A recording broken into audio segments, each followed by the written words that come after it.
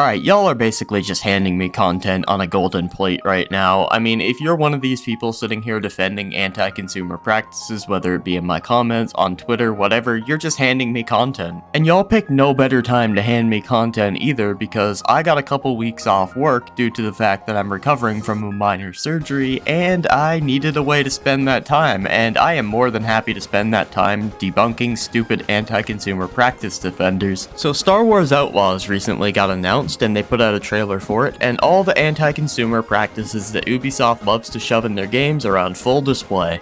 Day 1 DLC, because why include all the content in the game at launch? I mean, you gotta pull a Call of Duty now and then, right? Hell, I mean, even Call of Duty doesn't do that shit anymore, so that's being a little harsh on Call of Duty. Making it so that you need an internet connection to install this game, even if you go out and buy a physical copy, because people without good internet connection, right? What's that? You live somewhere that doesn't have reliable ISPs, and sometimes you just don't have good internet? Fuck you, you don't get to play our game. And if you do, hopefully your internet doesn't cut out when you're in a hard area, because then we're gonna kick you off our garbage game. How about we give you guys some of the worst pricing I've ever seen in gaming? $170 for the Ultimate Edition. Take that. Now I know all these practices are not exactly new, they've been around for a while now, but that doesn't make them any less pathetic, and when you add them all together, it's like a giant shit sandwich. So before I get into the fanboys trying to defend these blatant anti-consumer practices, I want to just go ahead and put out all my issues with these practices, and we're gonna start with Day 1 DLC. The majority of the time, Day 1 DLC is in a game, it's because they cut the content out of the base game and they resold it to you as DLC because they didn't want to give you the full game for the base price. I mean, seriously, the game's not even out yet. If you have all this content made already, why not just include it all in the base game and then make the DLC, I don't know, a couple months after? Like a lot of good games do, like Dark Souls for example. Now Day 1 DLC is nothing new, it's been around for a long time, but I've always thought it was extremely scummy because if you already have the content made by the time you launch the game, just include it all in the game. Because I have a feeling the game was made and then they thought, oh, we can take this content out and we can resell it to people as DLC.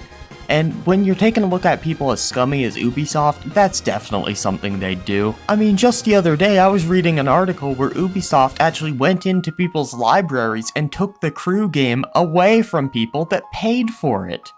This is a company that does not care about you and does not care about being a pro-consumer company. I don't care that it's an online-only game and you shut down the servers. Update the game one final time and make it so you can play against AI or something.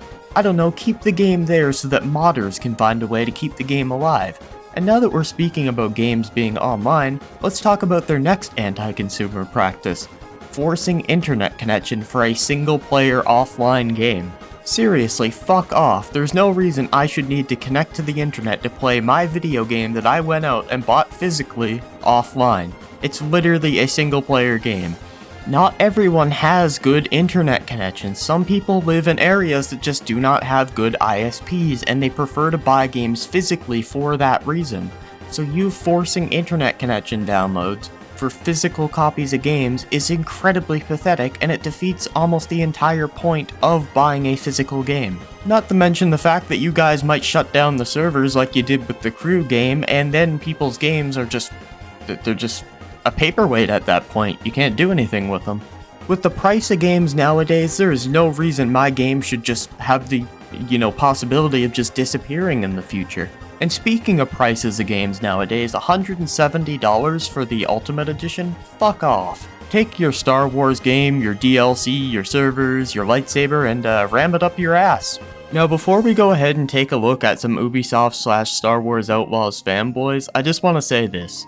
If you're excited for the game, that's completely fine, and I hope you have a great time playing the game. But please don't let your enjoyment of the game, kind of blind you from the fact that these are anti-consumer practices being added to the game. I really enjoyed Black Ops 3, it was one of my favorite games of all time. However, I acknowledged, even though I enjoyed the game so much, that the game had a lot of anti-consumer practices like the DLC loot boxes where you might have to spend thousands of dollars to get a weapon that you want, and even then you aren't guaranteed to get the weapon. Anyway, that's enough talking, let's get into the fanboys. So on my previous video I made on Star Wars Outlaws, where I basically just poked fun at the fanboys, this guy left a comment saying, "This video is a disaster, I think AI is coming for your job." I mean, if AI does start making videos like I make, you know what I'll do? I'll just make fun of the AI, and then that'll be my content. Completely irrelevant gameplay mixed with soy boy cringe comments with some basic attitude sprinkled throughout. You obviously put in way too much preparation for your videos. I don't know if you're new to YouTube or not, but this is a very popular style of content on YouTube. It's called gameplay commentary content. Basically, people will put unrelated gameplay in the background and just talk over that gameplay. This used to be one of the biggest genres on YouTube, especially back in like 2016. So I'm guessing you're either like not really into internet culture or whatever, or you're like extremely young and you don't understand that this used to be extremely popular. That, or maybe you're just not very intelligent, which, as we're gonna find out, yeah, you're definitely not very intelligent, sorry my man. Also, you said I do too much preparation for my videos, but that's not the case at all, because all my videos are made the exact same way. There's no preparation done at all. Basically, I'll be playing a game in the background, and while I'm playing a game, I'll realize I'm probably low on background gameplay. So I'll set up like a keystroke I can do to start recording and stop recording. I'll record about 30 minutes of gameplay. When I see something stupid on the internet, I will take some screenshots or save the video, toss it in my editing software, put the gameplay in the background, talk over the gameplay, and respond to whatever I think is stupid. Quote unquote, "It's anti-consumer" is something you're repeating 100 times, yet I don't think you understand what that means. How is having an internet connection to play make it anti-consumer? Why is that a bad thing? How will that impact the actual playing experience negatively? It's not exactly hard to know what anti-consumer means. It simply means a practice that is not pro-consumer, or a practice that is not favorable to the consumer. Also, did you seriously ask why having to have an internet connection for a single-player game is a bad thing? Let me go ahead and explain that to you. It's a bad thing because eventually they might take the server down, making it so the game is completely unplayable. It's a bad thing because not everybody has a reliable internet connection that they can use, and those people are basically stopped from playing the game, an offline game, because of that. And then you ask, how would this affect the playing experience? Is that really a question you have to ask? It affects the playing experience by requiring an internet connection when it shouldn't be required. That should be common sense. Also, let me give you an example of where that would hurt the playing experience. You're in a rough area and your internet cuts out. Guess what? It might kick you out of the game and then you gotta redo that area because of this anti-consumer practice. You're on track for winning an award for the stupidest comment ever left in my comment section. You and Kabulo can pretty much go head to head for the dumbest person ever comment on my channel. Instead of regurgitating what some other streamers say and parroting groupthink that makes your strongly defensive posture on something you know little about seem cool, use your brain and bring something to the discussion. I know it takes effort, but only do that if you want to, you know, have subscribers to your channel. I mean, if you want to. I mean, what I'm doing is working out pretty well. This is the fastest I've been growing in the past year. So, I mean, yeah, I'm gonna keep doing what I'm doing. Also, I like how you're sitting here telling me, oh, you might want to gain subscribers or whatever. You got one, dude. I have literally 8,000 plus times subscribers than you have. And I'm not trying to suck myself off over here. I'm saying you don't know shit about what you're talking about. Now, if you had 800,000 subscribers and you left this comment, I might take it more serious. But, dude, you got one subscriber and you're trying to tell me what I'm doing isn't effective enough. Get the fuck out of here. TLDW, video game that's getting a lot of engagement online is easily to make a low-effort video with circle jerk buzzwords. Here's some Let's Play footage while I bide time for my mom to get me chicken nuggets before I suck more Trump.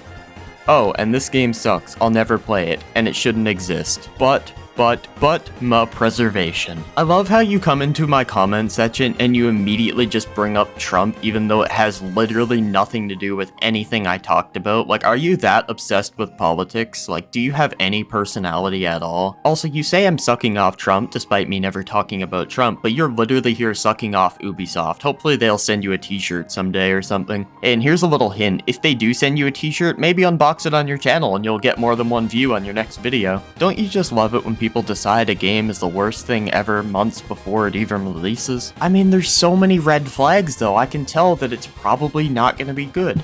Now, hopefully I'm wrong and it comes out and it's a really good game.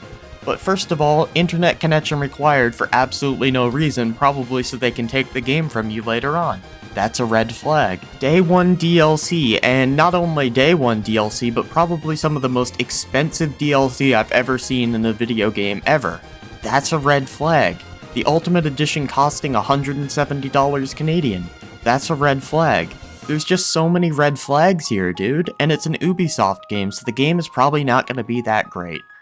And I mean, some Ubisoft games are good, okay? I enjoyed Far Cry 6 for what it was worth, but like, let's not pretend these are $170 worthy games. There are very few games out there that are worth $170. I wouldn't even argue that Red Dead 2 is worth that much, or Elden Ring, or Bloodborne. The only way I can see something being $170 and being worth it is if it's an entire franchise bundled together, like the Dark Souls franchise or whatever. Instead replying to each reply and putting this here, no, they aren't cutting out parts of the game to resell them to you. Day 1 DLC has existed since 2013, it's nothing new, and them cutting stuff out is a conspiracy theory. First of all, there's absolutely no punctuation in this thing you wrote out at all. There is not one period, not one comma, nothing. Second of all, you're one of those people who calls everything a conspiracy. I could come up to you and tell you that your wife is fucking other men and you tell me it's a conspiracy theory, I guarantee it. Okay, I'm joking about that last part, but how do you know that for sure? Were you there when they made the game? Were you watching them make the game? No. So if it's a quote-unquote conspiracy theory, how do they manage to add DLC Day 1 into the game if the game itself is probably only printed onto disc at best weeks before the release? That would, now listen carefully, that they took a portion of the game and left it out to sell as DLC. Yeah, this proves exactly that they did take a portion of the game and resell it as DLC, so it disproves the guy's statement. Or maybe it was created as DLC and they didn't cut it out. Well, they did cut it out because they made the full game and then they decided, oh, we're gonna make part of this game here DLC. So they did cut it off as DLC and then resell it to you. If it made the game better, why wouldn't it be in the base game if it was created before the game even shipped? You're being intentionally dishonest to defend scummy monetization practices that have only gained more and more traction in the last decade. Spot on. Good job, D-Mox. Good shit. If you don't like it, don't buy it. Great argument, by the way. But saying it's not a full game because it has DLC is ridiculous. He's not saying it's not. Oh, I can't do it anymore, bro. I'm literally gonna go drink myself to sleep.